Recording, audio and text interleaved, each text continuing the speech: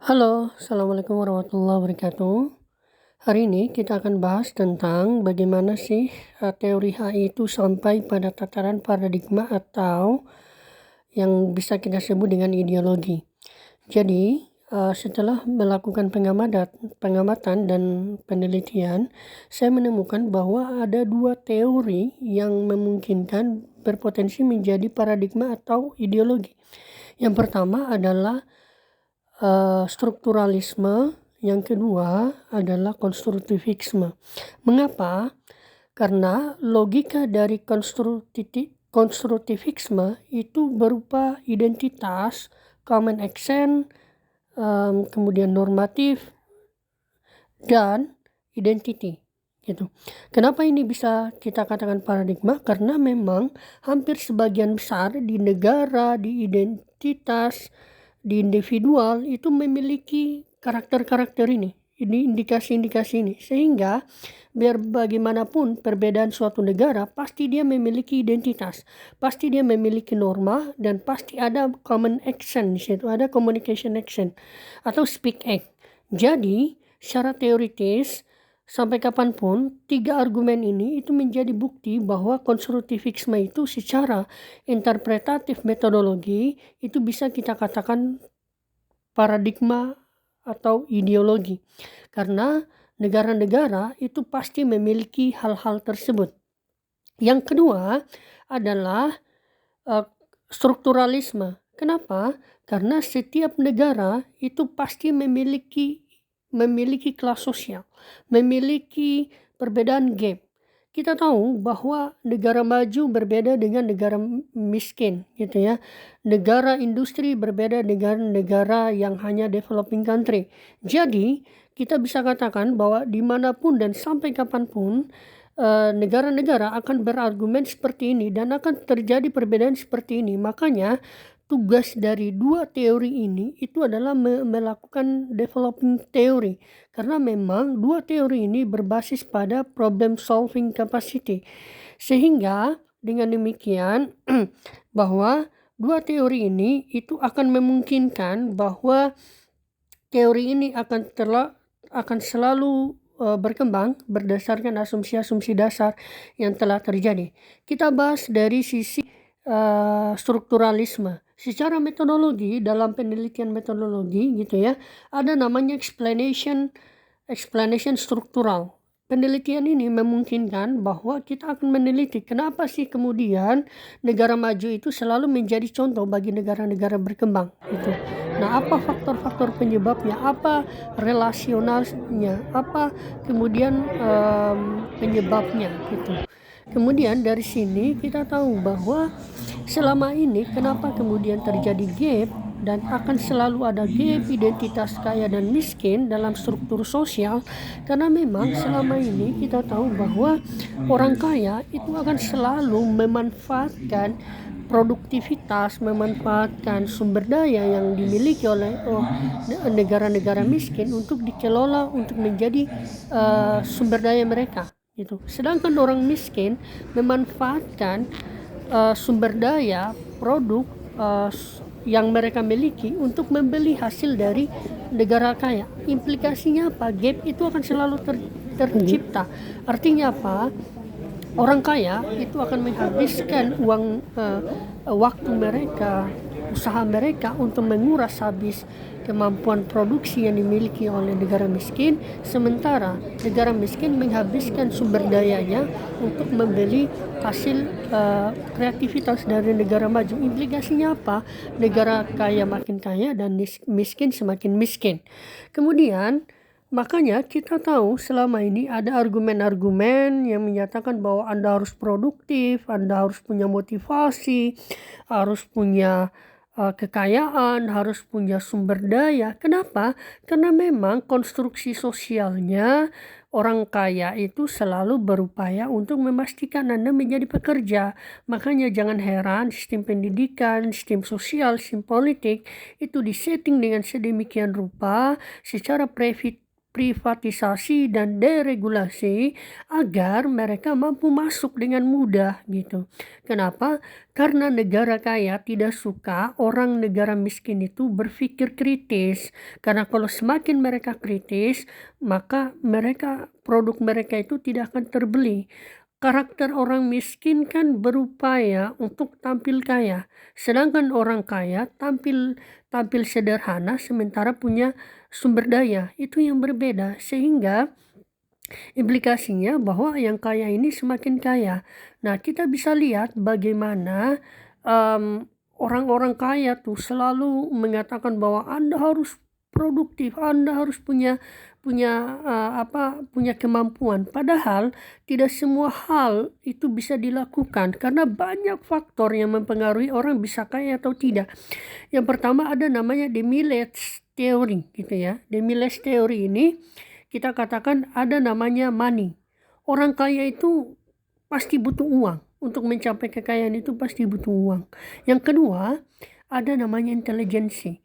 Intelijensi ini berpikir kritis, berpikir struktural, berpikir strategis, berpikir sistematis. Yang ketiga, ada namanya location.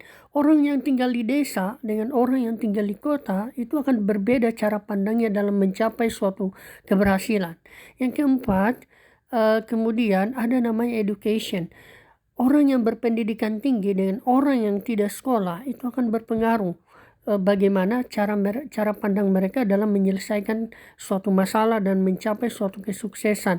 Yang kelima, ada namanya status sosial. Status sosial inilah yang kemudian menciptakan bagaimana orang punya networking, punya kekuasaan yang membuat mereka lebih mudah dalam melakukan upaya untuk mengolah produktivitas. Dan yang terakhir yang saya katakan adalah ada namanya teknologi, karena negara atau orang yang mampu memiliki kemampuan teknologi itu berpotensi memiliki kekayaan atau kemampuan yang lebih dibanding dengan orang-orang atau negara yang tidak memiliki hal tersebut. Jadi kata-kata motivasi, kata-kata motivator itu semuanya tidak selalu menjadi hal yang benar, karena potensi itu dipengaruhi oleh banyak faktor. Jadinya mereka hanya berbasis pada argumen-argumen yang berbasis pada case. Inilah yang kemudian tidak bisa kita generalisasi gitu. Nah, berikutnya kenapa kemudian ini terjadi? Patrick Zhou yang lalu menyatakan bahwa ke depan orang miskin itu akan semakin miskin dan kelas middle itu akan semakin menurun ke garis miskin. Sementara yang kaya itu semakin kaya. Kenapa? Karena yang kaya ini memanfaatkan produktivitas yang miskin untuk kredit, untuk KPR, untuk apa-apa. Intinya bagaimana cara-cara orang miskin untuk memperoleh barang mewah. Sementara orang-orang yang ada di level atas gitu ya berupaya untuk menciptakan barang mewah itu terus padahal kalau kita lihat produk itu kan hanya diinovasikan sedikit saja, tetapi kepemilikan, upaya memiliki itu orang-orang miskin kebanyakan dari mereka, sehingga hampir sebagian besar aset mereka habis untuk memperoleh barang-barang mewah itu. Bukan salah. Ini yang kemudian saya bagi menjadi dua. Ada namanya kepemilikan barang mewah berdasarkan fungsionalisme, dan yang kedua new fungsionalisme atau kita tambah fungsi menjadi gengsi gitu. Nah, ini dari situlah kemudian tercipta kelas sosial. Ada namanya kelas debitor gitu ya, debitor. Yang kedua ada namanya kelas saver atau hanya mampu menabung. Yang ketiga ada namanya kelas middle. Yang keempat ada namanya kelas upper class. Yang kelima ada namanya high class. Dari 5 kelas sosial inilah kemudian dikonstruksi secara sosial agar mampu menciptakan produk-produk yang kemudian sebenarnya menguntungkan orang-orang kaya gitu. Jadi tidak salah kaya itu, tetapi dermawan. Tapi sebagian besar orang kaya ini hanya mendesain dirinya semakin kaya, sementara mereka itu tidak akan memang menciptakan semacam upaya untuk membantu orang miskin. Kalau memang mereka niat untuk membantu orang miskin, maka sebagian besar harta mereka dibantu untuk membantu orang-orang miskin dan dihibahkan orang-orang miskin. Tapi nyatanya tidak kan, justru produksi kemudian inovasi yang mereka lakukan membuat mereka semakin kaya. Sementara yang miskin tadi berupaya untuk memiliki produk tersebut dan akhirnya mereka semakin miskin karena mereka memaksakan apa yang mereka inginkan. Kemudian juga adalah sisi lain, kalau memang orang miskin ini semakin diupayakan untuk menjadi pola pikir yang baik gitu ya, maka siapa yang membeli produk-produk mereka, maka berpotensi bahwa settingan struktural ini itu menjadi potensi kepemilikan sumber daya itu akan semakin mudah. Karena kalau orang yang memiliki pemikiran daya kritis berdasarkan fungsionalisme, maka orang akan lebih banyak menabung daripada membeli barang yang tidak dibutuhkan. Karena barang yang dibutuhkan itu lebih berfaedah daripada barang yang diinginkan.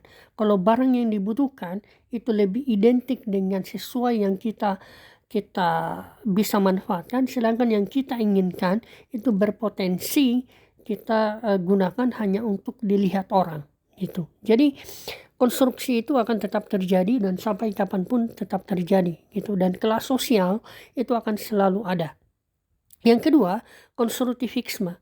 Konstruktivisme itu selalu bicara tentang bagaimana identitas, communication action, normatif gitu ya, sebagai bagian dari secara teoritis dari bagian ini.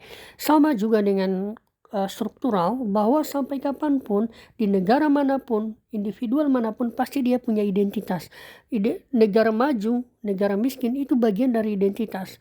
Bendera, sumber daya, apapun yang mereka miliki, etnis, agama dan semua itu adalah merupakan bagian dari identitas. Makanya ketika identitas itu menjadi sebuah konstruksi, bukan sesuatu yang terberi, maka itu bisa dikapitalisasi sehingga menjadi aset bagi orang-orang yang memiliki upaya untuk deprivatisasi dan deregulasi gitu.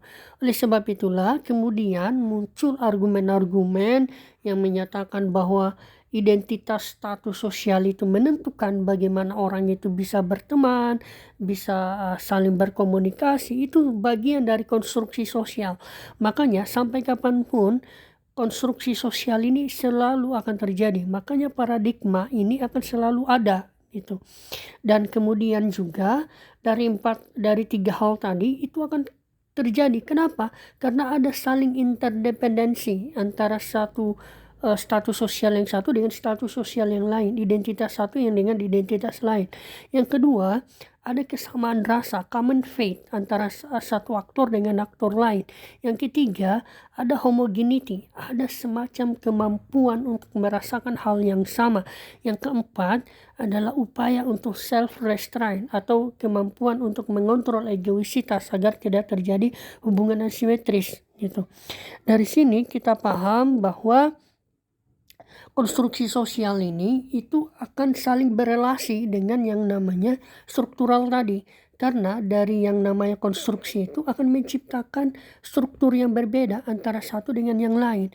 Makanya jangan heran ada kategorisasi, klasifikasi negara miskin, negara kaya, negara berpendidikan, negara tidak berpendidikan. Padahal 5 faktor yang saya jelaskan tadi cukup mempengaruhi bagaimana negara tersebut bisa maju atau tidak gitu. Oleh sebab itulah kemudian tugas kita saat ini adalah bagaimana berpikir kritis, bagaimana berpikir lebih entrepreneur, bisa mengolah potensi diri. Karena mengolah potensi diri ini itu ada 4 faktor. Yang pertama, ada orang yang mengolah dirinya berdasarkan timing atau waktu, artinya dia kerja 8 jam sehari sudah ditambah tidur dan lain-lain, habis waktunya hanya untuk kerja di kantoran dengan waktu sekian jam gitu ya, tetapi salary yang dia dapatkan hanya sekian gitu. Kemudian ada yang menjual potensinya berdasarkan upaya. Nah, upaya ini itu berdasarkan usaha yang dia lakukan. bisa dari keturunan atau apa, modal dan lain-lain. Usahanya menjadi entrepreneur. Yang ketiga, ada orang yang menjual